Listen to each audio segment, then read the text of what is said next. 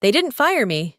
That would have made too much noise. Instead, they slashed my salary in half right after our product hit $1 billion in revenue, but long before that memo hit my inbox at 6:08 in the morning.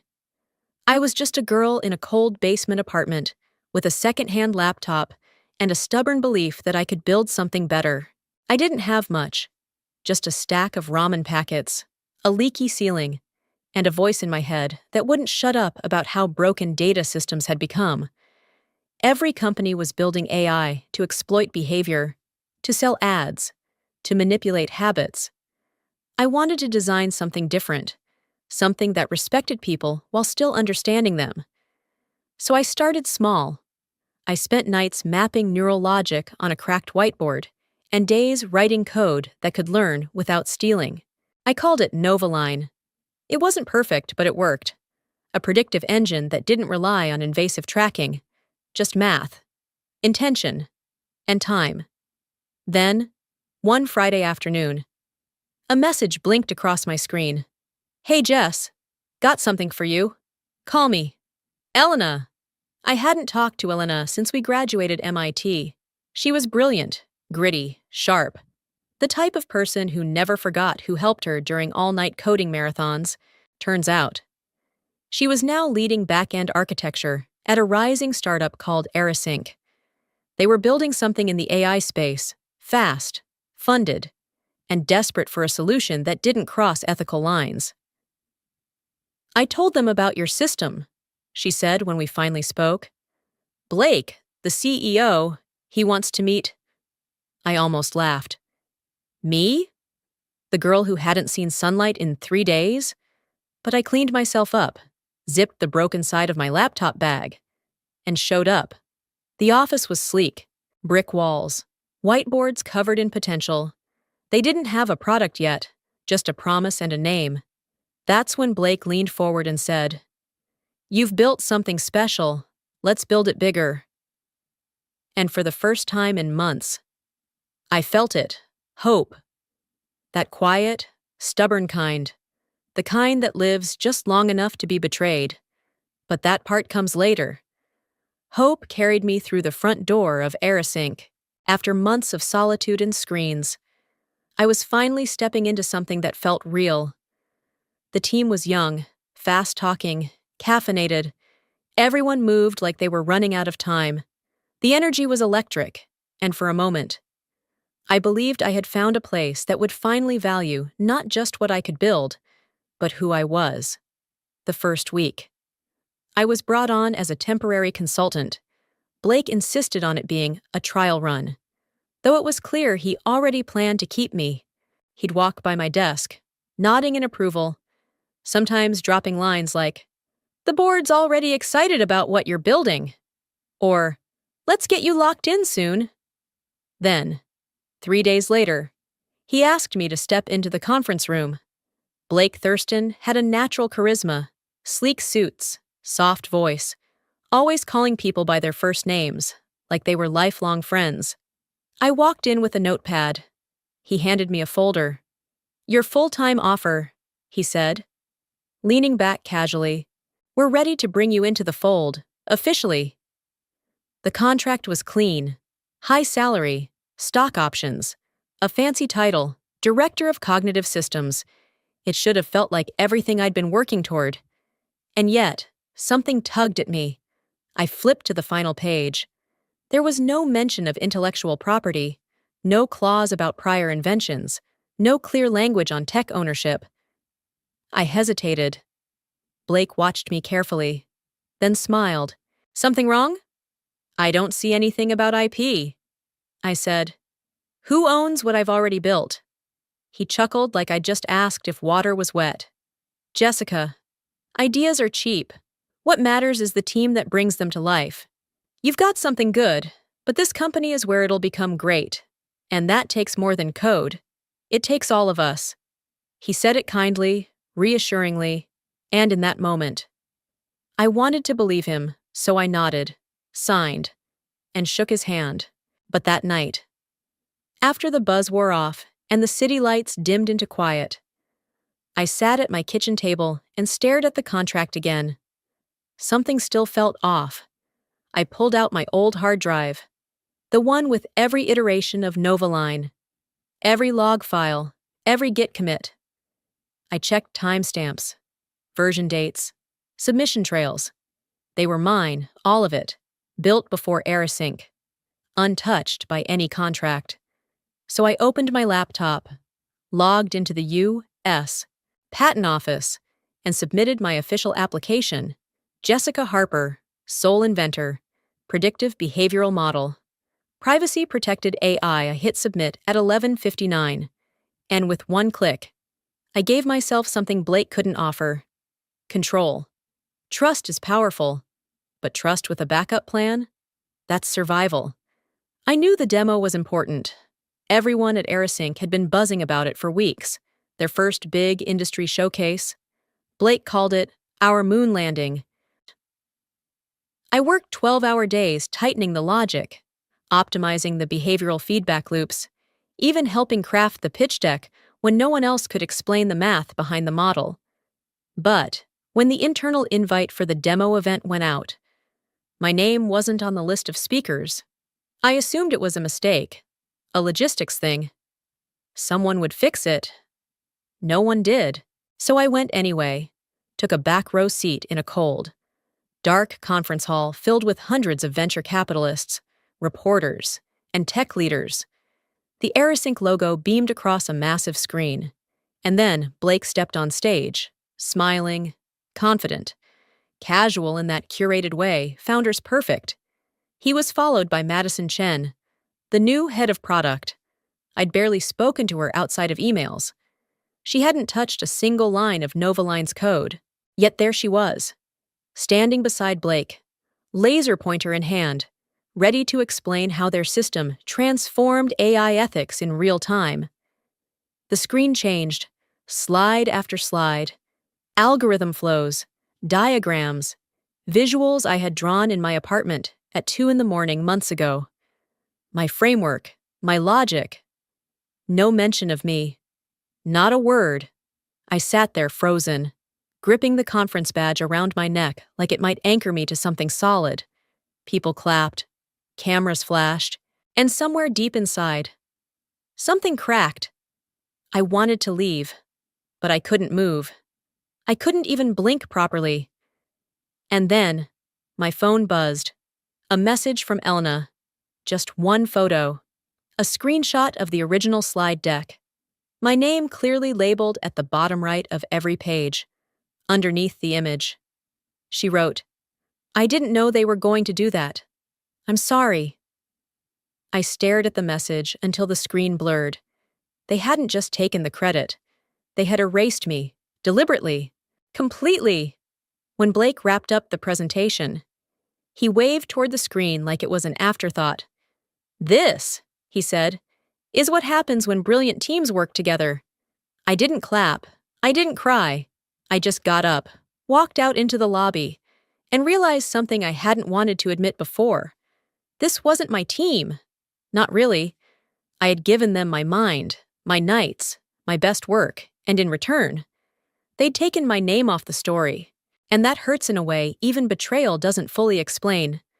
The email came in at 6:08 in the morning.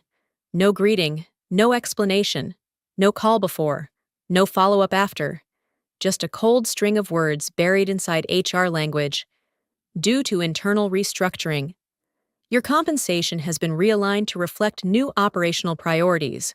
Effective immediately. Your base salary has been reduced by 42%. I reread it 3 times, then stared at the ceiling of my apartment, too stunned to feel anything at first. A billion-dollar valuation just hit the company dashboard the night before. My model had powered that. My system was the backbone of their success. And they cut my pay. I showed up at the office anyway. Maybe someone would say something. Maybe it was a mistake, a technical glitch. I told myself all sorts of stories on the elevator ride up to the 34th floor. But when I walked in, no one looked at me differently. No one said a word. Like it hadn't even happened. The weekly all-hands meeting was scheduled for 9:00 sharp. The entire company filed into the open atrium. I sat near the back, Clutching my notebook with white knuckles, Blake stepped up to the mic, his usual charming smirk in place. "We've had an extraordinary quarter," he began, eyes scanning the crowd like a proud general. "And part of leading well means putting resources where they drive the most return. That's why we're investing more into the teams who bring real, scalable value." There was no mention of cuts, no mention of who had paid the price. Just applause, backslaps, a carefully curated speech about efficiency and vision. But it didn't end there. Later that afternoon, Elena sent me another message, a photo this time, from the rooftop, champagne, custom banners. The new engineering team, was celebrating their performance bonus milestone, one I never knew existed. I looked at the budget document she attached. I shouldn't have seen it, but there it was in plain text.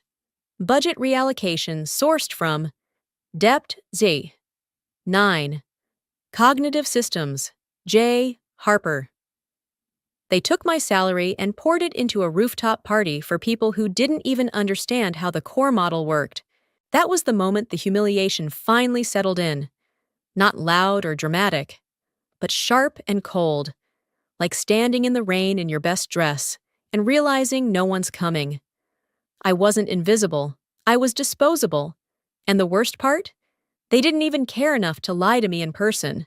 They let the system hit send. I used to be in every meeting, product syncs, strategy calls, late-night war rooms when a system bug sent everyone into panic mode. People listened when I spoke, not because they had to, but because they knew I had built the thing they were all standing on. Then, one Monday morning, my calendar was blank. At first, I thought it was a sync error. I refreshed, logged out, logged back in, nothing. No invites, no group threads. Not even the bi-weekly architecture review I had led for the past 6 months. Then I checked my email. Dozens of old conversations, threads I'd contributed to, technical debates I'd won, were now read only. I couldn't reply, couldn't forward, couldn't even tag myself back in. I walked to the IT desk, trying to sound casual. "Hey, I think something's wrong with my access." The guy didn't even look up, just mumbled, "Security policy updates," and pointed to a vague memo on his screen. That afternoon, I sat through an all-hands I hadn't been invited to.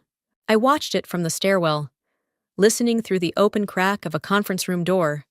They were discussing product roadmap revisions, without me. Nobody asked where I was. Nobody noticed. The silence was louder than anything Blake or HR could have said. I wasn't being punished. I was being erased. No confrontation, no justification, just slow, surgical removal. That night, I stayed late, pretended to work, at 8:37 in the evening. The floor was mostly empty. The cleaning crew hadn't even arrived yet. I opened my laptop, instinctively checking system health logs out of habit. Access denied. I tried again, using a manual path. Still blocked. Then my phone buzzed. "Elena, you okay?" I didn't know what to say. My fingers hovered over the keyboard before I could answer. Another message came through. "They've changed your privileges, but your old dev token is still alive. You used it during the sandbox tests, remember?" Attached was a system log export, a month's worth of back-end behavior, CPU spikes, model calls, API chain links, all using my framework. Every core function still running on my original algorithm. They hadn't rebuilt anything. They hadn't replaced me. They just locked me out and kept running my system like I didn't exist. I opened a hidden terminal and plugged in the token Elena mentioned. To my surprise, it worked. I was in. The admin panel hadn't been touched. No new version names, no core refactor. The algorithm powering AeroSync's billion-dollar success? Still Novaline, still mine. I leaned back in my chair. The room suddenly colder than it had been moments before. It was the strangest feeling, alone in a room I helped build, watching people I used to work beside pretend I'd never been there at all. I wasn't just isolated, I was surrounded and invisible, and yet, somewhere beneath that isolation, something else sparked quietly in my chest. Proof. They still needed me, even if they pretended they didn't. The truth had been sitting in a drawer beneath my bed the whole time, for weeks. I'd let myself believe I was powerless, that Aerosync could erase me and run my work without consequence, that Blake's charm and the board's silence carried more weight than the years I'd spent building Novaline from scratch. But all it took was one late night, one breath of clarity, to crack the illusion. I was alone in my apartment, lights off, laptop open. The only sound was the low hum of the city outside my window and the clack of keys as I pulled up my records.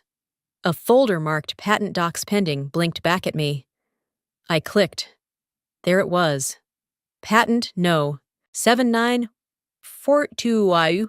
B. Title: Adaptive Behavioral Model Using Privacy First Logic Layers. Inventor: Jessica Harper. Status: Approved. Active date of grant: 8 months ago. I stared at the screen for a long time, my pulse in my ears. The document was short, clinical, but to me it read like a weapon forged in silence. I had done it. I'd followed through, filed it, protected it, and they had never once asked. Because Blake assumed that, when you hire someone, you own them. Because no one ever imagined the quiet girl in the corner would read every line of her contract, would protect herself before she needed to. I scrolled further. Attached to the filing was my original disclosure email, sent 3 days before I signed Aerosync's employment agreement. It included a PDF of my system outline, a GitHub link with early commits, and a timestamp. That email alone created a perfect legal firewall. Everything I'd built before signing belonged to me. Not Aerosync, not Blake, not the board. Me. The realization hit like a clean gust of air in a room that had grown stale. I wasn't waiting to be rescued. I wasn't a discarded name in an HR system. I was the legal owner of the core engine that powered their entire product line. My name wasn't just on the code, it was on the law. I printed the patent, held it in my hands. It wasn't flashy, just black ink on off-white paper. But it was enough. Enough to stop them. Enough to take everything back, on my terms. And for the first time in weeks, I didn't feel angry or small. I felt awake. They had cut my salary. They had locked me out. They had erased my name. But in trying to delete me, they forgot to check who actually held the keys. And now, I had all of them. The next morning, I didn't open my inbox. I opened a war room. I walked into an old co-working space I used to frequent, now almost deserted, except for a few night owls and burned-out coders. I set up at the far corner table, plugged in my laptop, and pulled out the patent printout. The ink still smelled fresh. Then I made the first call, to Daniel Roth, a soft-spoken intellectual property lawyer who looked more like a philosophy professor than legal counsel. We met briefly 2 years ago when I attended a privacy law seminar. He remembered me instantly. "Jessica," he said, "you built something big, didn't you?" "They built an empire off my name," I replied. "I need to stop them from selling my invention. I have full documentation.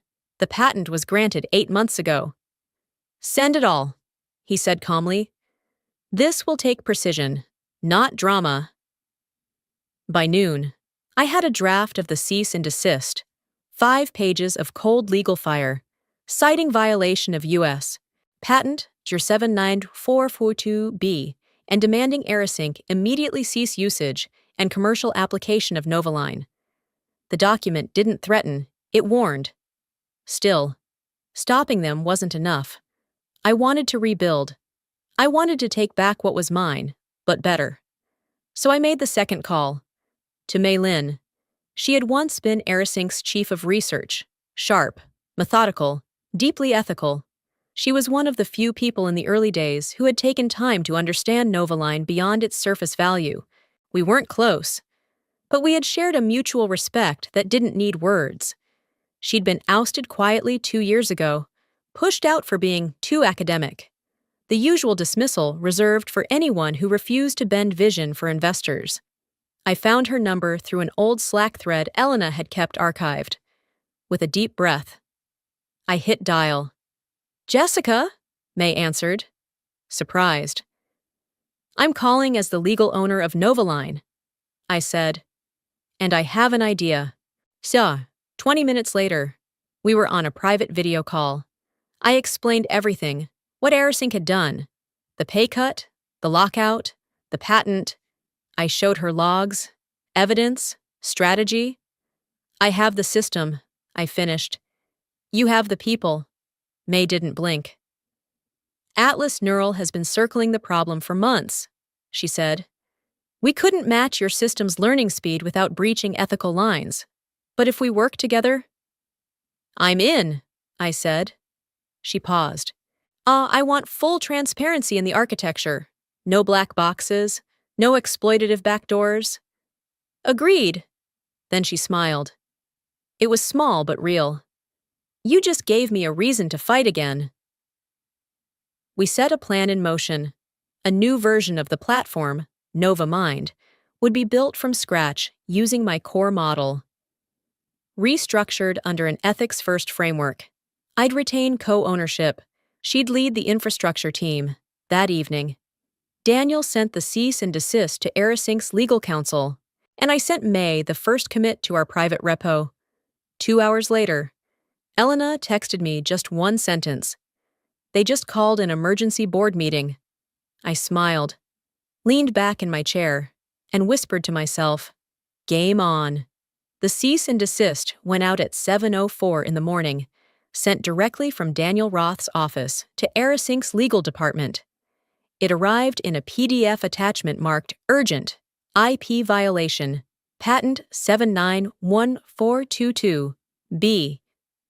By 7:30, the company was on fire. I didn't need to be in the building to feel it. Elena kept me updated from inside. Text after text came through like a live newsfeed. 7:42 in the morning. Blake's office door just slammed shut. 8:03 in the morning. Legal pulled Madison out of a product briefing. She looked like she'd seen a ghost. 8:27 in the morning. Client success just froze 3 accounts. They're waiting for direction.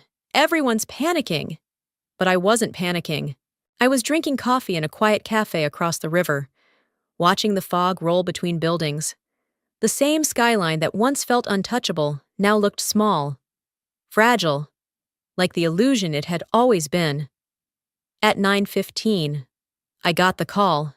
It wasn't from Blake. It was from Julia Pike, AirSync's general counsel, polished, and too clever by half. Her tone was measured, but I could hear the tightness beneath it. "Jessica, we'd like to resolve this amicably. No one wants a legal battle. Blake asked me to offer you a consultancy agreement, high retainer, flexible hours, and, of course, full credit attribution for the original work." She paused, clearly waiting for my gratitude. I kept my voice even. "You mean the work you denied I had any part in?" There was silence. Then, "Let's be reasonable." "Reasonable," I repeated, tasting the word like a bitter pill. I didn't yell. I didn't argue. I didn't ask for more time or a better deal. Instead, I opened my laptop and replied to Julia's follow-up email. Attached were the original timestamps, Git commits, early blueprints, and a clean PDF of my granted patent. I also CC'd 5 attorneys: Daniel, 2 specialists in IP enforcement, 1 retired federal judge now practicing arbitration, and Carla Montes, a bulldog known for dismantling tech companies who'd stolen from solo inventors. I ended the email with 3 words: "See you soon." Then I hit send. No flair. No threat. Just facts. Cold, clean, legal, across the city. AirSync's executive Slack channel lit up with panic. Blake tried to reassure the board. "She just wants a payout." He insisted, "We'll settle, rebrand the platform, move forward." But he was wrong. I didn't want money. I wanted the truth acknowledged. By noon. 3 enterprise clients had paused all active engagements. 2 issued formal inquiries into the patent conflict. And Elena told me someone from engineering had printed out the cease and desist and taped it to the break room door like a warning. By 3 in the afternoon, Aerosync had scrubbed all promotional material mentioning original system architecture. Their website went into soft maintenance mode. And Blake? He still hadn't called, because he knew there was nothing left to say. I'd played by the rules. I'd waited. I'd given them every chance to fix what they broke. But now I was done playing, and the silence I gave them in return was louder than anything I could have said. The ballroom at the Conrad Hotel was packed, every seat taken, every eye forward, and every badge bearing the logo of someone who once ignored me. I stood just behind the stage curtain, fingers cold despite the heat of the overhead lights. Across the stage, the Nova Mind logo glowed, sleek, modern, framed in soft blue and silver. Beneath it, ethical intelligence, reimagined. We had spent weeks refining that tagline. Now it was real. Mei Lin appeared at my side, clipboard in hand, nerves well hidden beneath her quiet intensity. She leaned in. "You ready?" I looked at her and smiled. "I've never been more ready." And I meant it. When we stepped onto the stage, a hush fell over the crowd. Mai opened with her usual directness. No hype, no theatrics. She introduced Nova Mind as the first commercially viable, privacy-forward AI infrastructure with verified ethical compliance. She laid out performance specs, privacy controls, transparency features, all backed by data. Then she turned to me. "And now, I'd like to introduce the mind behind Nova Mind, the original architect, the inventor of the framework that changed everything." It took me a moment to move. Applause began, soft at first, then swelling, pouring over me like something tangible. I stepped forward, breath catching in my throat. It wasn't just the crowd or the lights.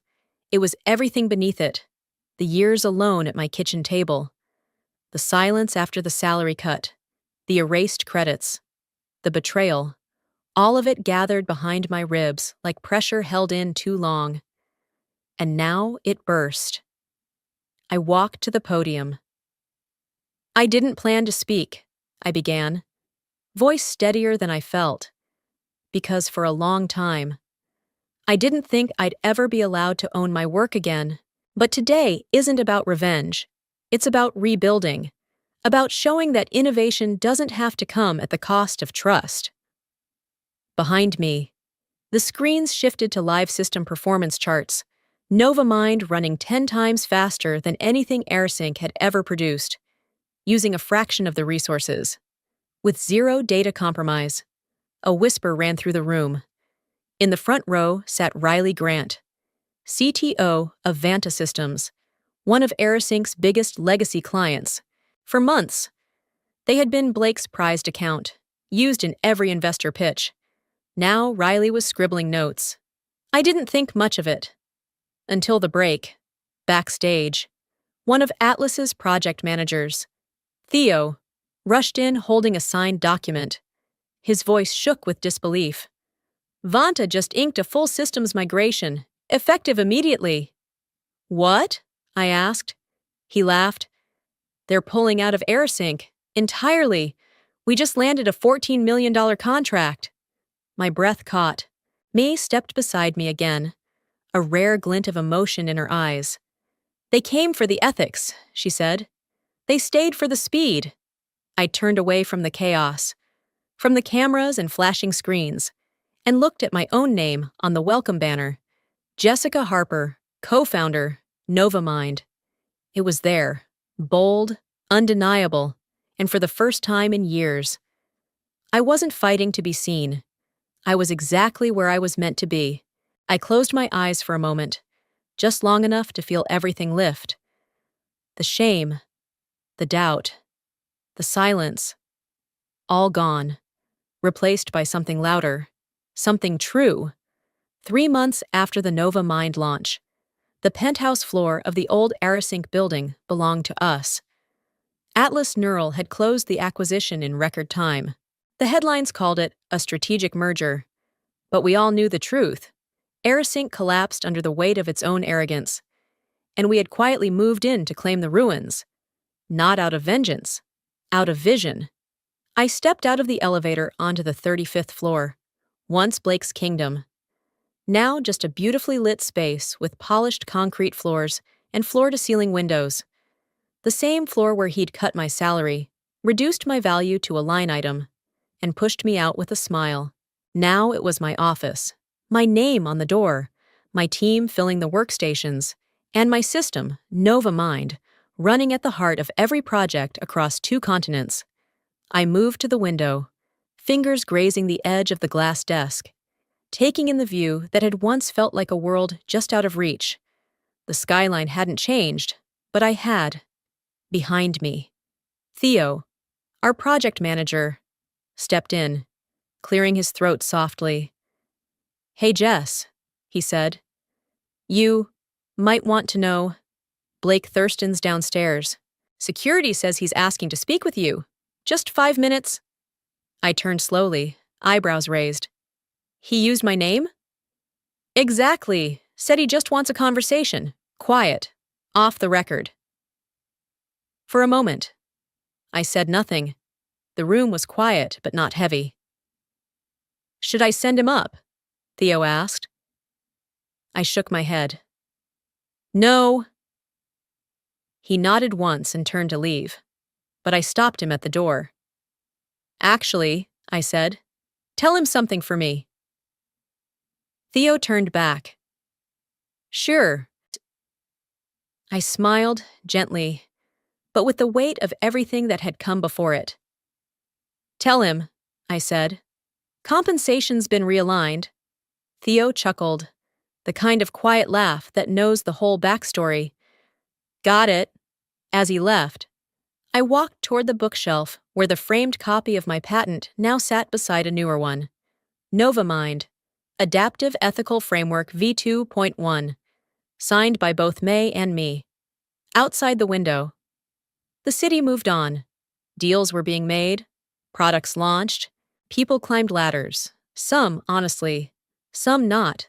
But in this moment, in this room, I felt no bitterness, no hunger for revenge, just something cleaner, more lasting, honor restored.